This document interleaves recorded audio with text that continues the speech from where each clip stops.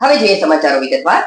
સુરતના જમીન દલાલને મહિલાએ જમીન લે વેચના બહાને અંકલેશ્વર હોટલમાં બોલાવી અપહરણ કરી લૂંટી લેવામાં આવ્યો હોવાની ચોંકાવનારી ઘટના સામે આવી છે. વેપારી પાસેથી રોકડ લઈ લીધા, ગૂગલ પે કરાવી અને અંતે કોરા ચેક લખાવી લીધા હતા. 12 કલાક ઉપરાંત ગાડીમાં જ સાથે રાખી માર મારી રૂપિયા પડાવી જાનથી મારી નાખવાની ધમકી આપી હતી. સુરત ખાતે રહેતા 60 વર્ષીય પરસોત્તમભાઈ સુતરિયા જમીન દલાલીના વ્યવસાય સાથે જોડાયેલા છે. તેના અન્ય જમીન દલાલ મિત્ર સંજયભાઈ દ્વારા 3 મહિના પૂર્વે પાયલ પટેલ ટેલિફોનિક ઓળખાણ જમીન દલાલ તરીકે કરાવી હતી.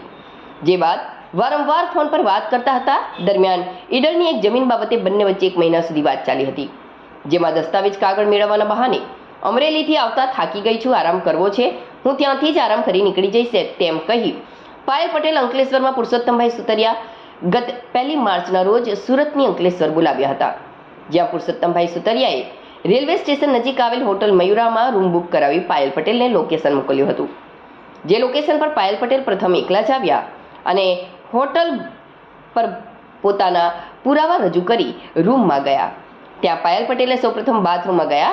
તે સમયે પુરુષોત્તમભાઈ બેડ પર બેઠા હતા. દરમિયાન પાયલ પટેલ બહાર આવી તેમની નજીક ખુરશી લઈ બેઠી.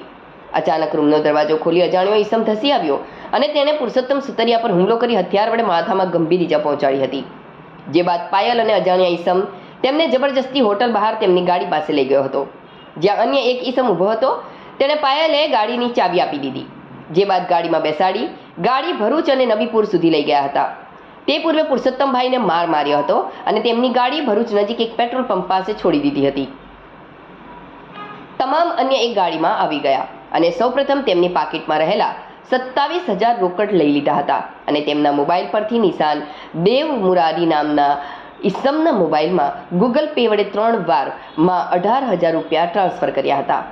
જે બાદ પણ રાત્રિ ટોર્ચર ચાલુ રાખ્યું હતું અને રૂપિયાની માંગણી કરતા રહ્યા હતા. વાતચીત દરમિયાન પાયલ પટેલ જોડે પાર્થ ઠક્કર અને કમલેશ મહેતા નામના તેના સાથીના નામ પુરુષોત્તમભાઈ સુતરિયાને ખબર પડી હતી. દરમિયાન તેમની પાસે તેમના મિત્રો પાસેથી પણ રૂપિયા મંગાવ્યા. જોકે અલગ અલગ નંબર પર રૂપિયા મિત્રોએ નાખ્યા ન હતા, જેને લઈ પાયલ પટેલ ગુસ્સે થઈ તેમને લાફાવાળી કરી હતી અને શર્ટ ફાડી નાખી તેમના લોહીવાળો શર્ટ કાઢી બહાર નાખી દીધો હતો. જે બાદ પુરુષોત્તમભાઈ પટેલ ચેકથી રૂપિયા આપવાની વાત કરતા પાયલ અને પાર્થ માની ગયા હતા અને તેમને લઈ પરત અંકલેશ્વર તરફ આવ્યા હતા. પુરુષોત્તમભાઈના પુત્ર ચેક લઈ અંકલેશ્વર તાપી લોજ પાસે આવતા પાયલ તેની પાસેથી જઈને ચેક લઈ આવી તેમજ તેમના પુત્ર પાસેથી ગૂગલ પે પર 4,000 રૂપિયા પુરુષોત્તમભાઈના ખાતામાં મેળવ્યા હતા. ત્યારબાદ તે રૂપિયા પર પાર્થે પોતાના પર ટ્રાન્સફર કરી લીધા હતા.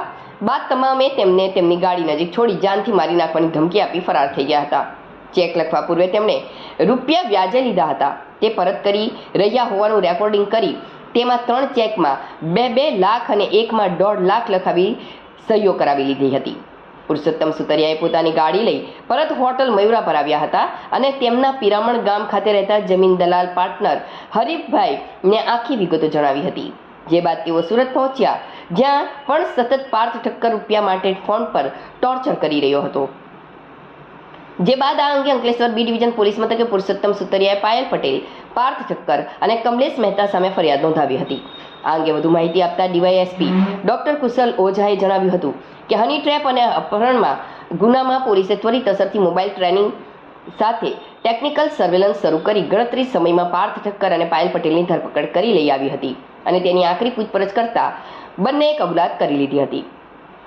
તેમજ પોલીસે તેમની પાસેથી મોબાઈલ, 3 ચેક તેમજ ગાડી પોલીસે રિકવર કરી હતી. અંકલેશ્વર બી ડિવિઝન પોલીસ સ્ટેશનમાં તારીખ 6/3/2025ના રોજ હની ટ્રેપિંગ, અપહરણ જેવા ગંભીર ગુનાનો દાખલ કરવામાં આવેલ છે.